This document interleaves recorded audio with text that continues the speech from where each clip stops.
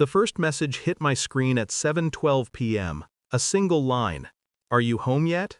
No name, no context, just the question.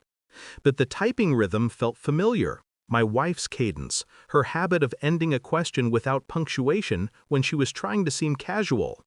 I stared at the screen. The house was silent around me, too silent. Even the hum of the fridge sounded distant, like it belonged to another home entirely.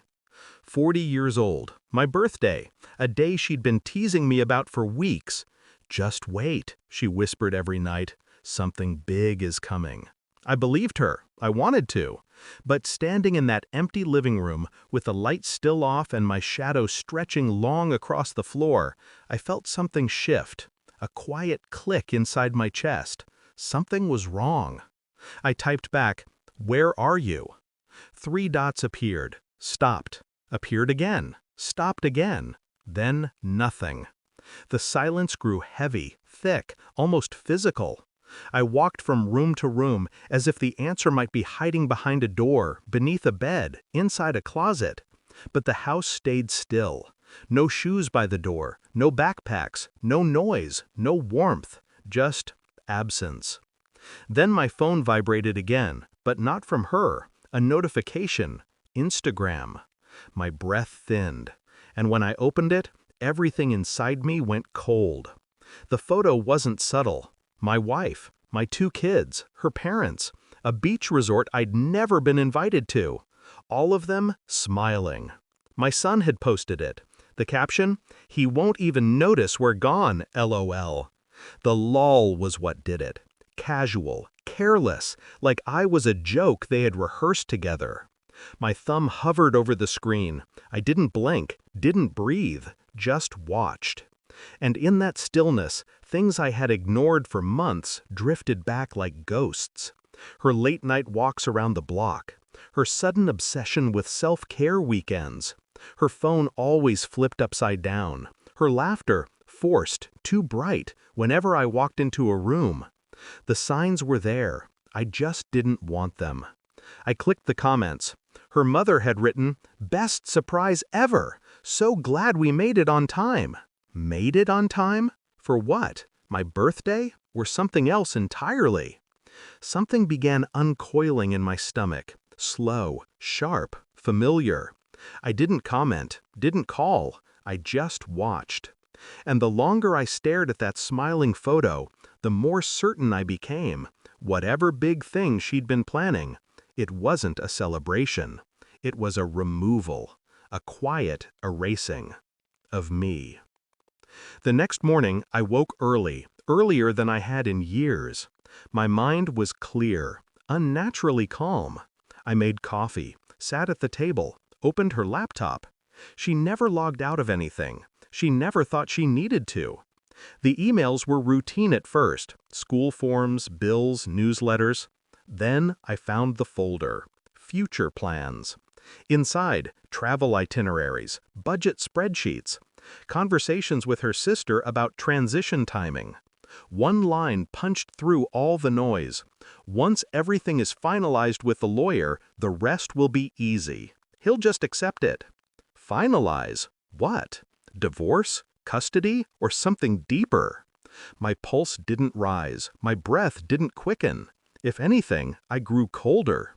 I checked her phone records, screenshotted everything, repeated numbers, late-night calls, contacts saved under fake names. I printed what I needed, created a timeline, connected the dots she never thought I'd see. By noon, I knew enough. Not everything, but enough. Enough to understand the beach trip wasn't impulsive. It was coordinated.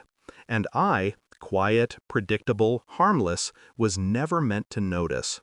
But I did. Not with shouting, not with anger, just observation. Quiet can be dangerous. People forget that.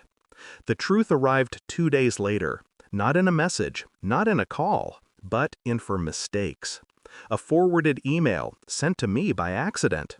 A thread with her lawyer, subject line, "Custody arrangement draft before submission." The plan was simple.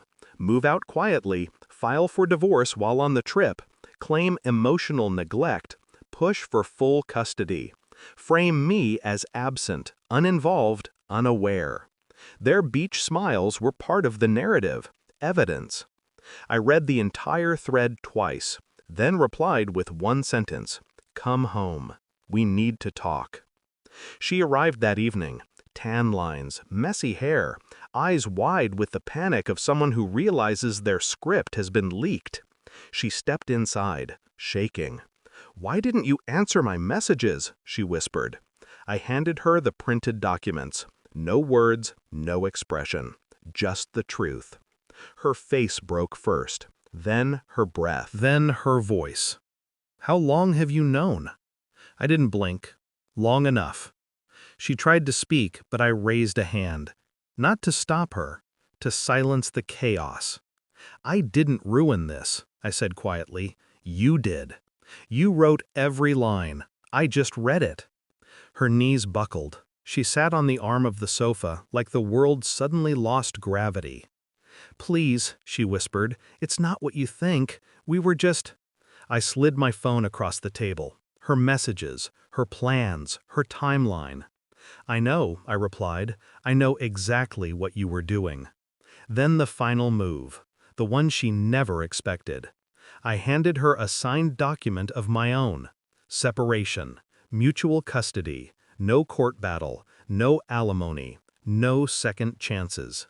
"You wanted control," I said. "Now you have it, just not the version you planned." She cried. I didn't. Her breakdown wasn't revenge, it was revelation. The truth collapsing on her shoulders. She begged for another chance. I listened without listening. Every apology sounded rehearsed. Every tear felt late. When she finally stopped, I stood. "There's nothing left here," I said. "Not anger, not love, not even disappointment."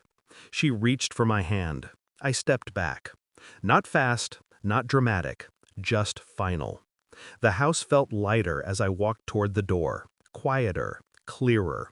Outside, the air was cold, but it felt like mine again. I didn't look back. I didn't need to. Some endings don't echo. They just close. And as I stepped into the night, one thought settled into place. She didn't leave me. She revealed me. To myself. And that was enough.